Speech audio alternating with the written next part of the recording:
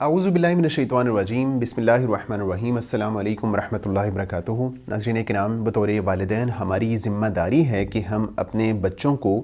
محنتی، پروڈکٹیو اور سب سے اہم بات یہ ہے کہ ایک ان کے اندر گاڈ فیئرنگ رویہ، اللہ تعالیٰ سے ڈرنے والا رویہ وہ پیدا کرنے کی اپنی پوری کوشش کریں۔ اور اس کے حوالے سے والدین کی بہت ساری ذمہ داریاں ہیں کہ وہ بچوں کو ایسا انسان بنائیں کہ نہ صرف وہ دنیا میں ایک کامیاب زندگی گزاریں بلکہ آخرت میں بھی وہ ایک کامیاب انسان کے طور پہ اللہ تعالیٰ کے سامنے پیش ہوں، اور خود والدین کے لیے بھی ایک باعث نجات اور جو ہے ان کے لیے فائدہ مند ثابت ہوں، کیونکہ اللہ کے رسول نے فرمایا تھا کہ اذا مات الانسان انقطع عملہ، جب ایک انسان وہ فوت ہوتا ہے، مر جاتا ہے، تو اس کے سارے اعمال جو ہے وہ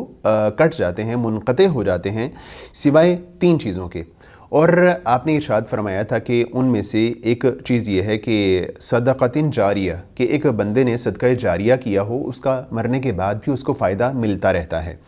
اور دوسرا یہ کہ ایک ایسا علم ينتفع به الناس، کہ جس سے لوگ فائدہ اٹھا رہے ہوں، اس نے کوئی ایسا علم پھیلایا، بتایا لوگوں کو کہ جس سے فائدہ اٹھایا جا رہا ہے تو بھی اس کا فائدہ جو ہے انسان کو مرنے کے بعد ملتا رہتا ہے۔ اور تیسرا یہ کہ ولد صالح یدعو لہ، ایسی اولاد جو کہ اس کے لیے دعا کرتی رہتی ہے تو بھی اس کو اس کا فائدہ ملتا اور پہنچتا رہتا ہے۔ تو ایسے میں والدین کا کنیکشن جو ہے پیرنٹس کے ساتھ بہت گہرا ہے، دنیا میں بھی اور آخرت میں بھی۔ تو اس حوالے سے ایک بچہ جو ایک پروڈکٹیو کیسے ہو سکتا ہے، کیسے وہ ایک اچھی زندگی گزار سکتا ہے، اس کے حوالے سے والدین کو کچھ چیزوں کا اور کچھ پوائنٹس کا خیال رکھنا بہت ضروری ہے۔ اور ان میں سے جو پہلا پوائنٹ ہے جس کا والدین کو خاص طور پہ خیال رکھنا چاہیے وہ یہ ہے کہ یہ ذہن میں رکھیے گا کہ جو بچے ہوتے ہیں وہ ایک صاف سلیٹ کی طرح ہوتے ہیں۔ جب بچے پیدا ہوتے ہیں تو وہ بالکل پاک صاف ہوتے ہیں۔ اللہ کے رسول نے ارشاد فرمایا تھا کہ کل مولود یولد علی الفطرہ، کہ ہر بچہ، پیدا ہونے والا بچہ وہ فطرت اسلام پہ پیدا ہوتا ہے۔ فَأَبَوَاهُ يُحَوِّدَانِهِ أَوْ يُنَصِّرَانِهِ أَوْ يُمَجِّسَانِهِ، پھر اس کے بعد کیا ہوتا ہے کہ اس کے جو والدین ہوتے ہیں وہ یا اس کو مجوسی بنا دیتے ہیں، یا اس کو عیسائی بنا دیتے ہیں، یا اس کو نصرانی بنا دیتے ہیں۔ تو اس حدیث کے مطابق بچے جو ہوتے ہیں جب وہ پیدا ہوتے ہیں وہ ایک صاف سلیٹ کی طرح ہوتے ہیں۔ اس کے بعد کیا ہوتا ہے کہ جب وہ ایک گھر میں زندگی گزار رہے ہوتے ہیں تو اپنے ارد گرد کے ماحول سے بہت ساری چیزوں کو اڈاپٹ کر رہے ہوتے ہیں، بہت ساری چیزوں کو اخذ کر رہے ہوتے ہیں، بہت ساری چیزوں کو نوٹ کر رہے ہوتے ہیں، اور جو ان کے اعمال ہوتے ہیں اور ان سے جو چیزیں نکل رہی ہوتی ہیں، صادر ہو رہی ہوتی ہیں، وہ ارد گرد کے ماحول کا نتیجہ ہوتی ہیں۔ تو ایسے میں اگر آپ اپنے بچے میں کوئی نیگیٹو چیز دیکھتے ہیں، آپ دیکھتے ہیں کہ بچے نے جھوٹ بولنا شروع کر دیا ہے، یا آپ اس میں کوئی بری عادت دیکھتے ہیں، تو سب سے پہلے آپ اس کو ڈانٹنے کے بجائے اپنے ماحول کا جائزہ لیجئے۔ اپنا جو پیرنٹس ہیں وہ سب سے پہلے خود کا جائزہ لیں، اور اس کے بعد وہ یہ دیکھیں کہ کیا ایسا تو نہیں ہوا کہ بچے نے ہمیں دیکھنے کے بعد کوئی چیز ہم سے اخذ کی ہو اور اس کے بعد اس کے عمل میں وہ چیز شامل ہو گئی ہو۔ تو ایسے میں جو ایکشن سٹیپ ہے، جو آپ کا ایکشن سٹیپ ہونا چاہیے اور جو آپ کو کرنا چاہیے وہ یہ ہے کہ سب سے پہلے آپ خود کا جائزہ لیجئے، اس کے ماحول کا جائزہ لیجئے کہ اس نے اگر کوئی بری عادت اپنانا شروع کی ہے تو وہ عادت اس نے کہاں سے لی ہے، کیا گھر سے، یا اس کو ملنے جلنے والے جو لوگ ہیں وہاں سے کوئی اس نے عادت اخذ تو نہیں کی۔ تو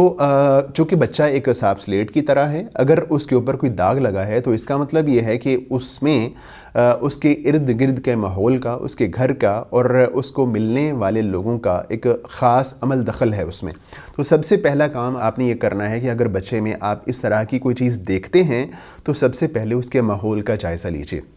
دوسرا اس حوالے سے جو دوسری ٹپ ہے اور جو دوسرا کام کرنے کا ہے وہ یہ ہے کہ آپ نے بچے کی جو اپ برنگنگ کرنی ہے وہ ہمیشہ محبت سے اور پیار سے کرنی ہے۔ اور اس کے حوالے سے ایک بات ہمیشہ ذہن میں رکھیے گا کہ ایک والدین کا، اسپیشلی والدہ کا جو لمس ہوتا ہے، بچے کو اپنی آغوش میں لینا ہوتا ہے، اس کو تھپ تھپانا ہوتا ہے، اس کو پیار کرنا ہوتا ہے، اس کو گلے لگانا ہوتا ہے، یہ بہت ہی اہم رول پلے کرتا ہے اس کی زندگی میں۔ ایک لمس ایک خاص حیثیت رکھتا ہے اس کی زندگی میں۔ اللہ کے رسول صلی اللہ علیہ وسلم کو جب ایک اعرابی نے ایک بچے کو چومتے دیکھا تو وہ بڑا حیران ہوا اور کہنے لگا کہ اللہ کے رسول کیا آپ بچوں کو چومتے ہیں؟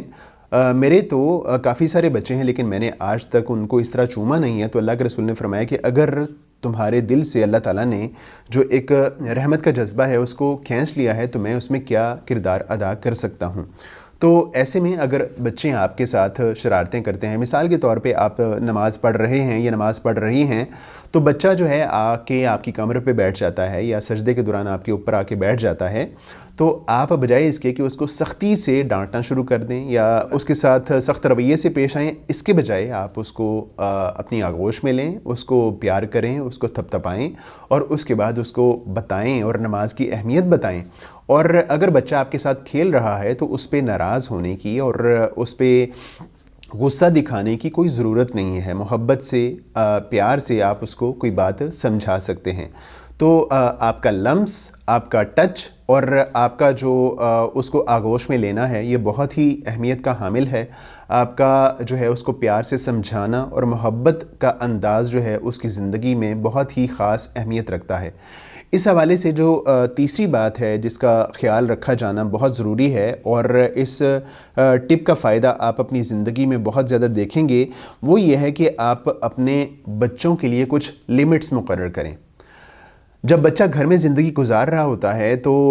وہ دیکھ رہا ہوتا ہے کہ مجھے کن چیزوں کو کرنے کی اجازت دی جاتی ہے اور کن چیزوں کی کرنے کی اجازت نہیں دی جاتی۔ جب آپ گھر میں کوئی لیمٹس نہیں اس کے لیے لگاتے، کوئی حدود، کوئی قیود مقرر نہیں کرتے، تو وہ ہر وقت آپ کو جج کرتا رہتا ہے۔ جن چیزوں کے کام کرنے کی اس کو اجازت مل جاتی ہے یا اس کو روکا ٹوکا نہیں جاتا، وہ چیزیں اس کی زندگی کا حصہ بن جاتی ہیں۔ اس کے بعد جب پھر آپ اس کو روکتے ہیں تو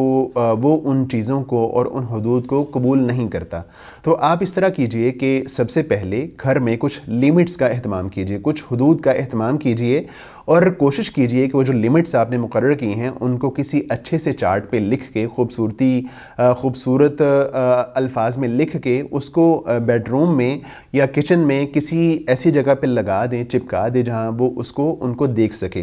اور جب وہ ان لیمٹس کا خیال رکھے، ان حدود کی پابندی کرے تو آپ اس کو اپریشیٹ کریں اور اس کو کوئی ریوارڈ دیں، اور جب بھی ان حدود کا وہ خیال رکھے آپ اس کو کوئی انعام دے سکتے ہیں۔ اور اس کے بعد ویکلی جو ہے